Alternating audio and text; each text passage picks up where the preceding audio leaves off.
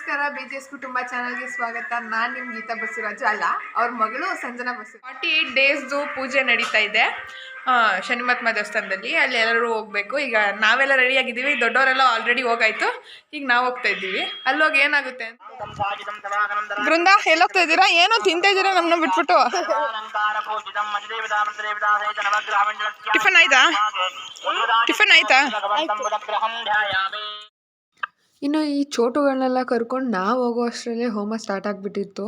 ಹೋಮಕ್ಕೆ ಪಪ್ಪ, mummy ಮತ್ತು ಅಕ್ಕ ಮತ್ತು ಬಾಬಾ ಪ್ರಾಣ ಪ್ರತಿಷ್ಠಾಪನೆ ಮಾಡಿದ ದಿನ ಹೇಗೆ ದೇವ್ರನ್ನ ಕಳ್ಸೋದ್ ರೂಪದಲ್ಲಿ ಇಟ್ಟಿದ್ರು, ಹಾಗೆ ಇವತ್ತು ಕೂಡ ದೇವ್ರನ್ನ ಕಳ್ಸೋದ್ ರೂಪದಲ್ಲಿಟ್ಟು ಹೋಮ ಮಾಡಿದ್ರು. ಈ ಅಕ್ಕ ತಮ್ಮ ಹಿಂಗೆ ಯಾವಾಗಲೂ ಜಗಳ ಆಡೋದು.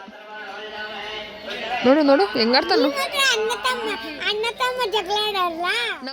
ಇವರು ನಮ್ಮ ಅಕ್ಕ ಬಾವ ಮಕ್ಕಳು. ಆ ಕಡೆ ಅಲ್ಲಿ ಪೂಜೆ ಮಾಡ್ತಾ ಇದ್ರೆ ಜಗಳ ಪ್ರಸಾದ ಮಾಡ್ತಿದ್ರು. ಏನ್ ಪ್ರಸಾದ ಅಂತ ನೋಡೋಣ ಅಂತ ಬಂದ್ರೆ ನಾಚ್ಕೊಂಡು ಹೋಗ್ತಾ ಇದ್ದ. ಏನ್ ಮಾಡಿದ್ರ?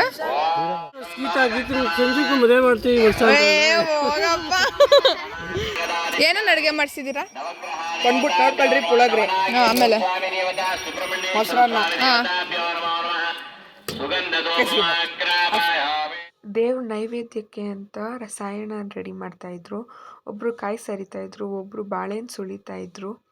ಈಗ ಎಲ್ಲ ಕೆಲಸ ಶೇರ್ ಮಾಡ್ಕೊಂಡು ಮಾಡ್ತಾ ಇದ್ರು. ಏನ್ ಕವ ಇದು ರಸಾಯನ ಮಾಡೋಕ? ಎಲ್ರು ಹಾಯ್ ಹಾಯ್ ಮಾಡಿ.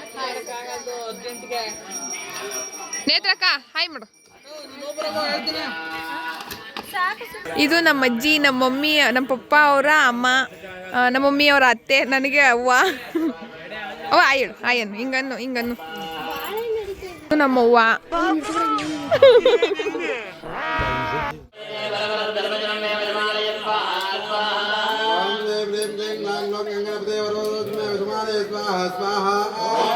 ಹೋಮಕುಂಡಕ್ಕೆ ಕೆಲವೊಂದು ಪದಾರ್ಥಗಳನ್ನು ಹಾಕಬೇಕಾಗಿರೋದ್ರಿಂದ ಅದಕ್ಕೆಲ್ಲ ನಮ್ಮಮ್ಮ ಮತ್ತು ನಮ್ಮ ಅಕ್ಕ ಅರಿಶಿನ ಕುಂಕುಮ ಇಟ್ಕೊಂಡು ಬಂದರು. ಅದಾದ ನಂತರ ಎಲ್ಲರ ಕೈಯಲ್ಲಿ ಅದನ್ನು ಮುಟ್ಟಿ ನಮಸ್ಕರಿಸಿ ಆ ಹೋಮಕುಂಡಕ್ಕೆ ಅದನ್ನು ಅರ್ಪಣೆ ಮಾಡಿದ್ರು.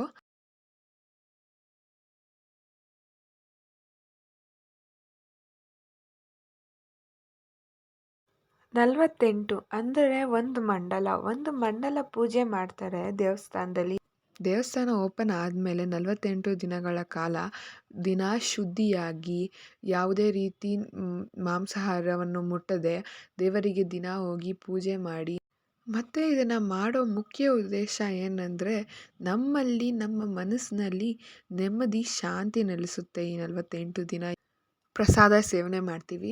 ಹೀಗೆ 48 ದಿನಗಳ ಕಾಲ ನಡೆಯುತ್ತೆ. ಆಮೇಲೆ 48 ದಿನಕ್ಕೆ ಕೊನೆಯಾಗಿ ಒಂದು ಮಂಡಲದ ಕೊನೆಯಾಗಿ ಹೋಮ ಮಾಡಿ ಪೂಜೆ ಮಾಡ್ತಾರೆ. ನನಗಿಷ್ಟು ಗೊತ್ತು. ನಿಮಗಿನ್ನ ಹೆಚ್ಚಿನ ಮಾಹಿತಿ ಗೊತ್ತಂದರೆ ಕಮೆಂಟ್ ಮಾಡಿ.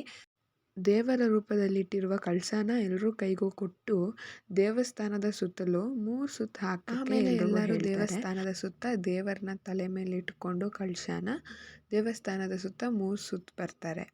ಕಳಸದ ರೂಪದಲ್ಲಿರೋ ನವಗ್ರಹಗಳು ಶನೇಶ್ವರ ಸ್ವಾಮಿ, ಆಂಜನೇಯ, ವಿನಾಯಕ ಇವರನ್ನೆಲ್ಲರನ್ನು ತಲೆ ಮೇಲೆ ಇಟ್ಕೊಂಡು ದೇವಸ್ಥಾನದ ಸುತ್ತ 3 ರೌಂಡ್ ಹಾಕ್ತಾರೆ.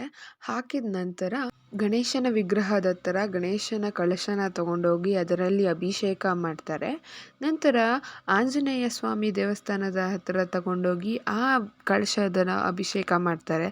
ನವಗ್ರಹಗಳಿಗೂ ಅದನ್ನೇ ಮಾಡಿ ನಂತರ ಶನಿಮಹಾತ್ಮ ಸ್ವಾಮಿಯ ದೇವಸ್ಥಾನಕ್ಕೆ ತಗೊಂಡೋಗಿ ಸ್ವಾಮಿಗೆ ಅಭಿಷೇಕ ಮಾಡಲು ಶುರು ಮಾಡ್ತಾರೆ.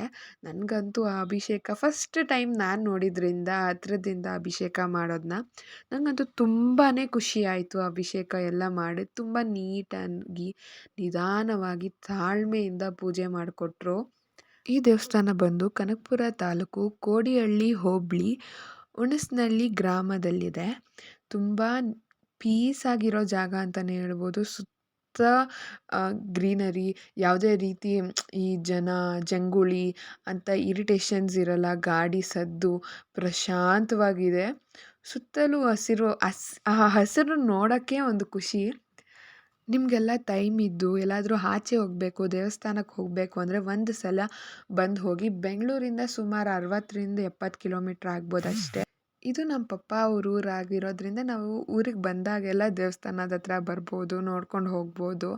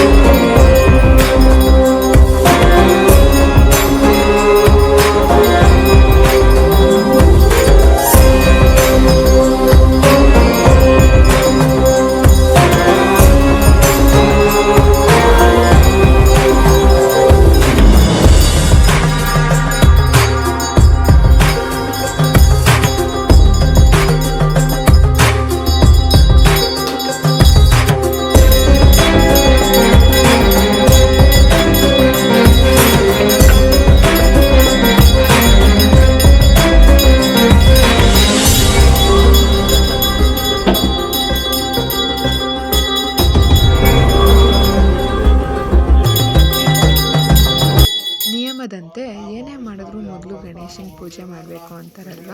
ಹಾಗೆ ಮೊದಲು ಗಣೇಶನಿಗೆ ಅಭಿಷೇಕ ಮಾಡಿದ್ವಿ. ಗಣೇಶನಿಗೆ ಅಭಿಷೇಕ ಮಾಡಿ ನಂತರ ಆಂಜನೇಯ ಸ್ವಾಮಿಗೆ ಅಭಿಷೇಕ ಮಾಡಿದ್ವಿ. ನಂತರ ನವಗ್ರಹಗಳಿಗೆ ಅಭಿಷೇಕ ಮಾಡಿ ಆಮೇಲೆ ಶನೇಶ್ವರ ಸ್ವಾಮಿ ಅಭಿಷೇಕ ಮಾಡೋಕ್ಕೆ ಶುರು ಮಾಡಿದ್ರು. ನನಗಂತೂ ತುಂಬ ಖುಷಿಯಾಯಿತು. ಯಾವತ್ತೂ ಅಷ್ಟು ಹತ್ರದಿಂದ ಅಭಿಷೇಕ ಮಾಡೋದನ್ನೆಲ್ಲ ನೋಡಿರಲಿಲ್ಲ.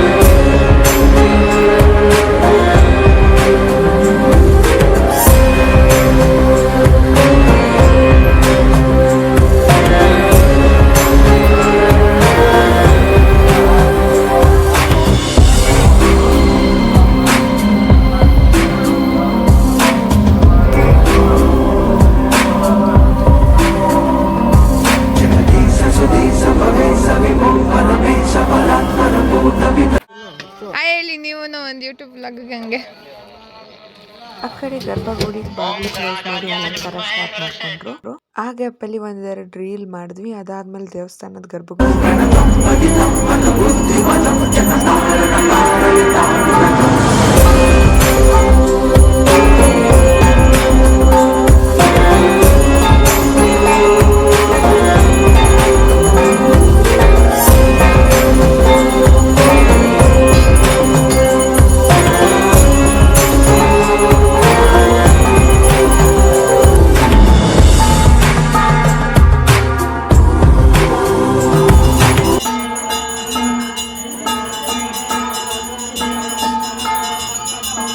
ಪೂಜೆ ಆಗಿದ ನಂತರ ಸ್ವಲ್ಪ ತಲೆ ಕೂತಿದ್ದು ನಂತರ ಮನೆಗೆ ಬಂದ್ವಿ.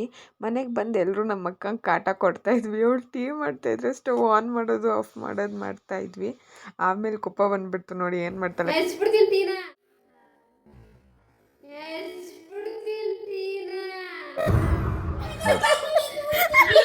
ನಿನ್ನ ಗಂಗಾ ನಾಗವಲ್ಲಿ ಆಗಿರೋದು ನೋಡಿ.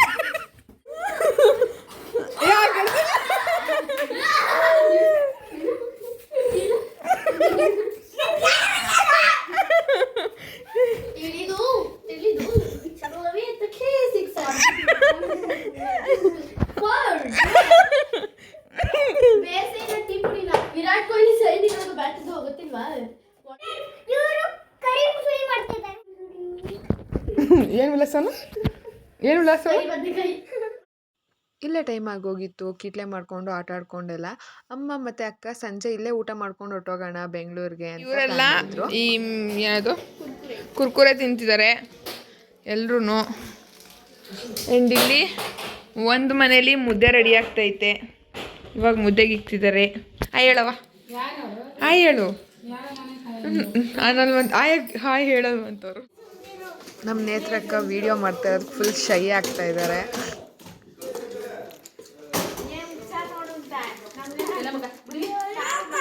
ಇಲ್ಲಿ ಇವರೇ ಉಪ್ಸಾರು ಸ್ಪೆಷಲಿಸ್ಟು. ಉಪ್ಸಾರು ಖಾರ ನಾವು ಎಲ್ರಿಗೂ ಫೇವ್ರೇಟು ಇವ್ರು ಮಾಡೋದು. ಏನು ನಂಗೆ ಅತ್ತೆ ಆಗ್ಬೇಕಾ? ನಾವು ಅತ್ತೆ ಇವರು.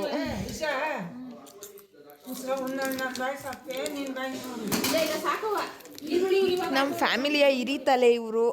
ಅವ ಹಿಂಗನ್ನು ಆಯನ್ ಅನ್ನು ಅಲ್ಲೆಲ್ಲ ಅವ್ರು ಅಡುಗೆ ಮಾಡ್ತಾಯಿದ್ರೆ ಇಲ್ಲೆಲ್ಲ ನಮ್ಮ ಪಪ್ಪ ಅಣ್ಣ ಚಿಕ್ಕಪ್ಪ ಎಲ್ಲರೂ ಮೀಟಿಂಗ್ ಮಾಡ್ಕೊಂಡು ಕೂತಿದ್ರು. ಏನು ಸಾಂಬಾರು, ಏನು ಉಪ್ಸಾರು? ನುಗ್ಗೆ ಸೊಪ್ಪು ಪಲ್ಯ ಮಾಡಿದ್ದಾರೆ. ಉಪ್ಸಾರು ಎಲ್ಲಿದೆ? ಉಪ್ಸಾರು ಎಲ್ಲಿ? ಉಪ್ಸಾರು ರೆಡಿ ಆಗೈತೆ. ಪಲ್ಯ ರೆಡಿ ಮಾಡ್ತಾ ಪಲ್ಯನ ಒಗ್ಗರಣೆ ಹಾಕ್ತವ್ರೆ. ಅರ್ಕಾರನು ರೆಡಿಯಾಗಿದೆ. ತಟ್ಟೆ ಕೊಡುದೇ? ಬರೀ ಇಬ್ರು ಕೊಟ್ಟವ್ರೆ.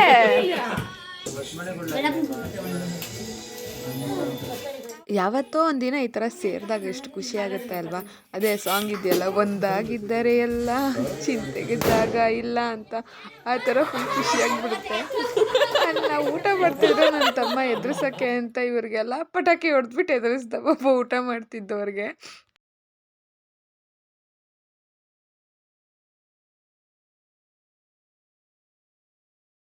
ಇವರೆಲ್ಲ ಊಟ ಮುಗಿಸಿದ್ರು. ಇವರು ಮುಗಿಸಿದಾದ್ಮೇಲೆ ಮಮ್ಮಿ ಅಕ್ಕ ನಾನು ಎಲ್ಲ ಒಂದು ರೌಂಡ್ ಕೂತ್ಕೊಂಡ್ವಿ. ಎಲ್ರದ್ದು ಊಟ ಆದಮೇಲೆ ಒಬ್ಬೊಬ್ಬರೇ ರೆಡಿ ಆದ್ವಿ ಹೋಗೋಕ್ಕೆ ಬೆಂಗಳೂರಿಗೆ. ಇದಾಗಿತ್ತು ನಮ್ಮ ಶನಿ ಮಹಾತ್ಮ ದೇವಸ್ಥಾನದ 48ನೇ ದಿನದ ಪೂಜೆ. ಹೇಗಿತ್ತು ಅಂತ ಕಮೆಂಟ್ ಮಾಡಿ.